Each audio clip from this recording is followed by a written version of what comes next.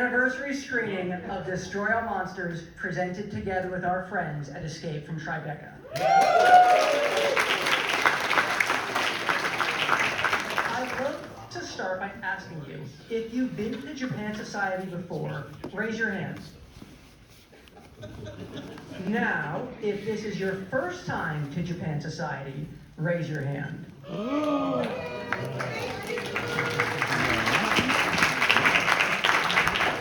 For everyone who's been here before, welcome back and welcome home.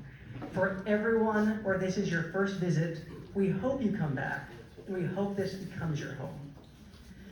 Before we begin, I've just got a few bits and pieces to share, and then I'll introduce some amazing people.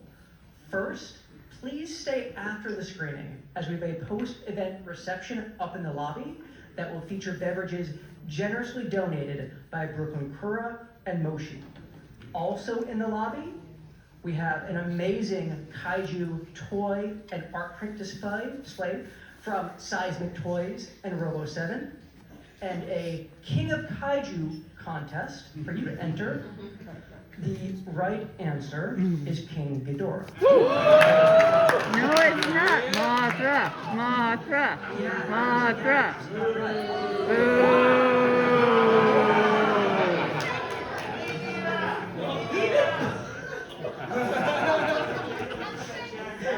If you enjoyed tonight, please come back next week.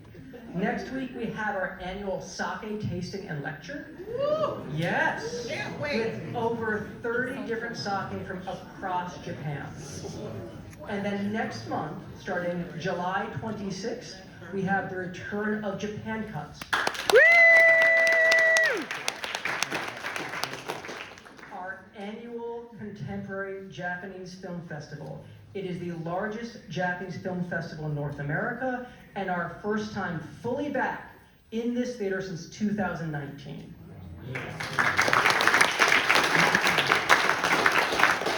Tickets for Japan Cups go on sale to the general public on June 27th, but for members, they launch next week. Members also get access to an exclusive members-only all-access pass. So I would encourage you, become a member. In addition to all the above, members get 20% off everything we do here, 20% off every film, as well as 20% off that sake tasting. So, with all that said, I'm pleased to introduce some very awesome people. First, Mr. Kevin Derendorf. Kevin is the author of Kaiju for Hipsters, an amazing book about 101 lesser-known giant monster movies. Kevin will be signing his book after the screening, and you're going to give us some words of wisdom about what makes Destroy All Monsters so significant. Go ahead, Kevin. Awesome. So, all right.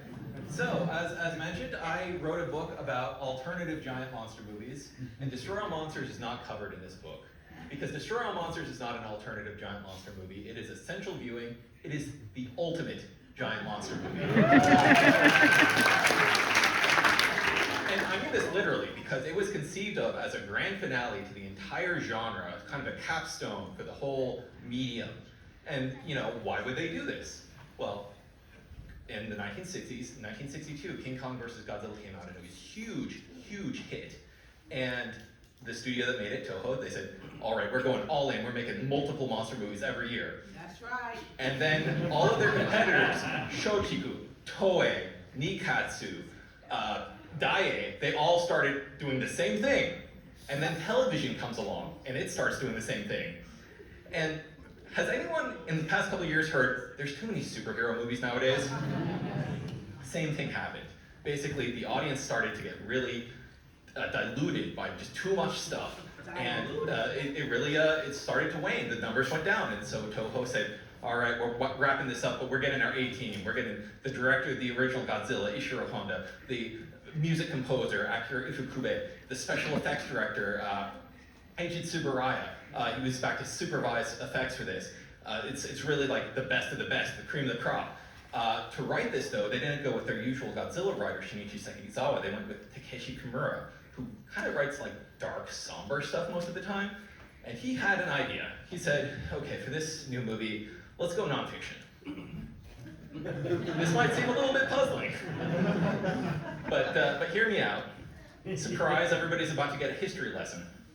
In the early 1700s, there was a noble lord who insulted the shogunate, and he was sentenced to have all of his land confiscated, and he was executed.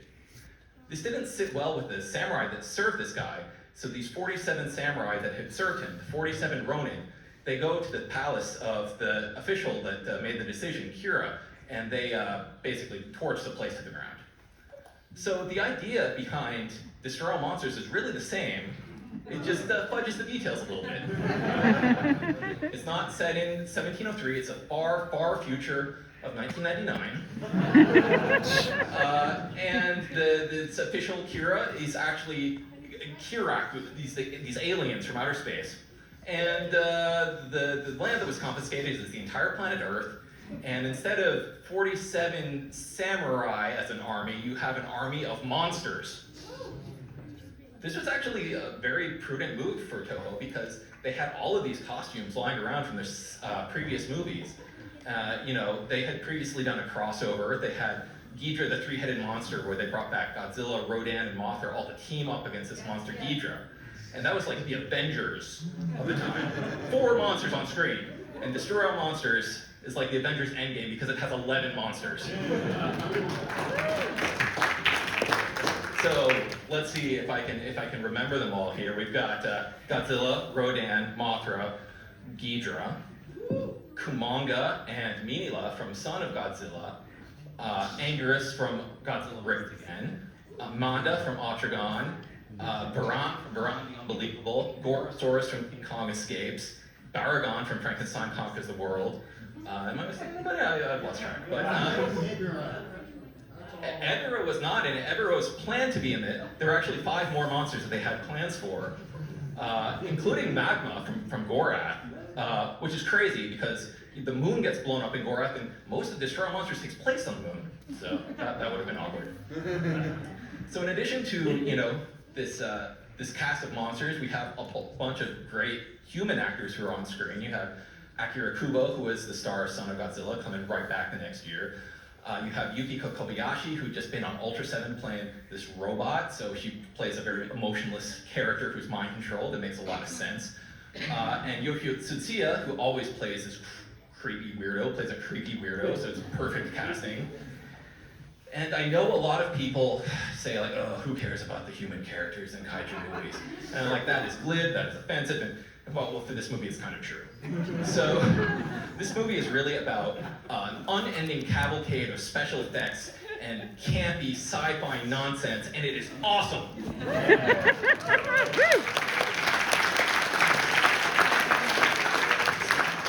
So this is actually, the first Godzilla movie that was targeted exclusively at children, and you can tell this because before this, when Godzilla movies played in theaters in Japan, they were on double features with movies for adults, dramas or comedies, and this was on a double feature with a puppet show.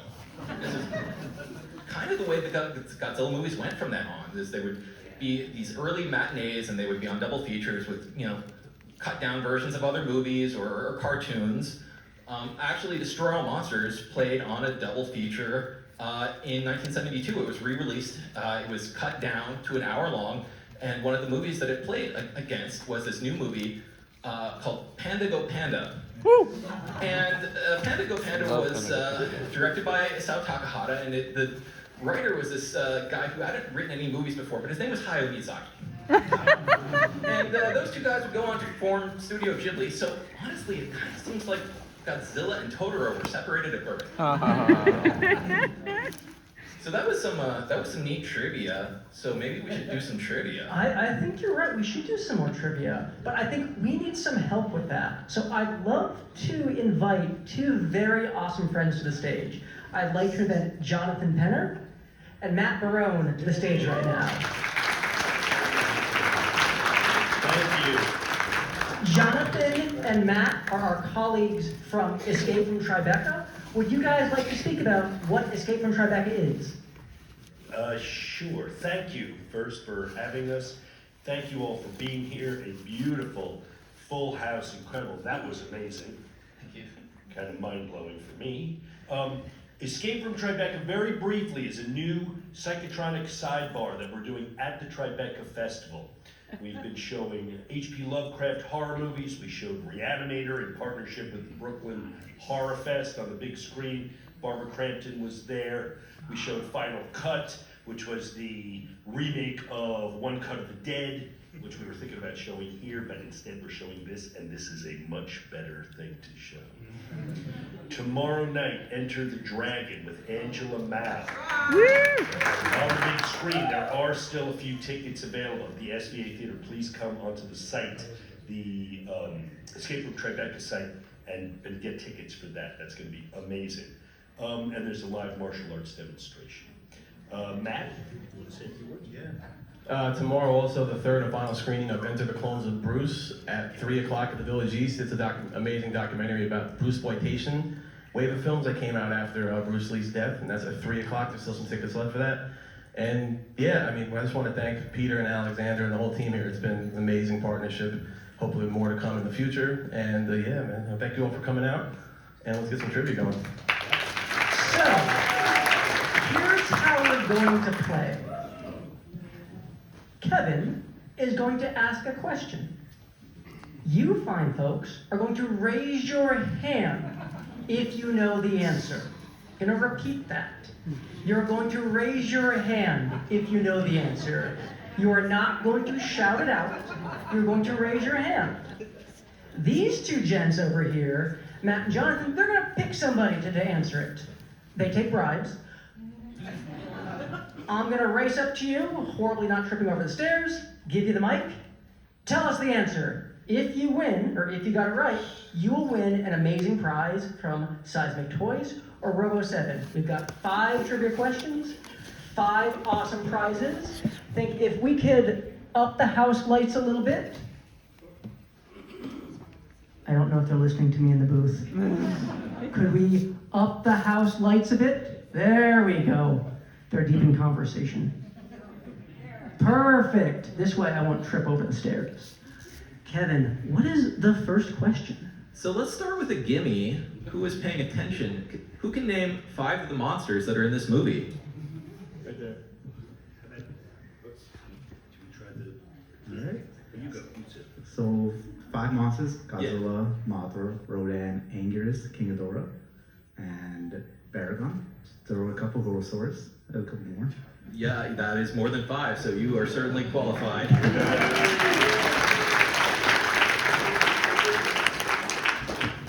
Could they bring the lights up just a little more, please? Is it possible? Thank you so much. Okay, beauty. Okay, question 2. What city does Godzilla destroy by himself? New York City. Exactly. Godzilla's gonna be a few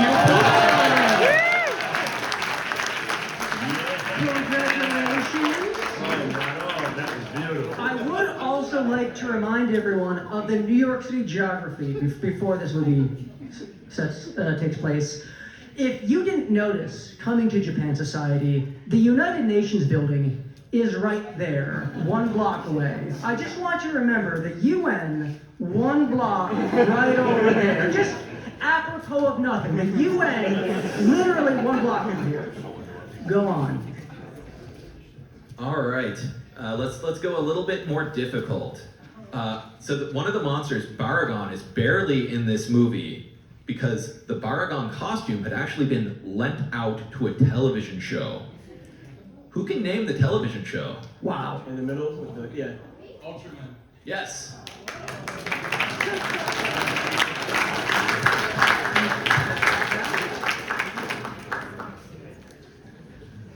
Okay, next question. Aside from Godzilla, only one of the costumes for a monster in this is a brand new costume. The original had been sent to the US for a movie called The Volcano Monsters. Does anybody know which monster this was? One guy there thinks he knows.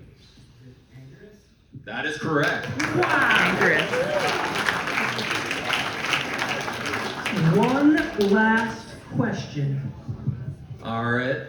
This is something that I think any true Godzilla fan is going to know. The person in the Godzilla suit in this movie, Who knows his name? Right there. Yeah, right there. Yeah. Yes, Haru Nakajima, correct.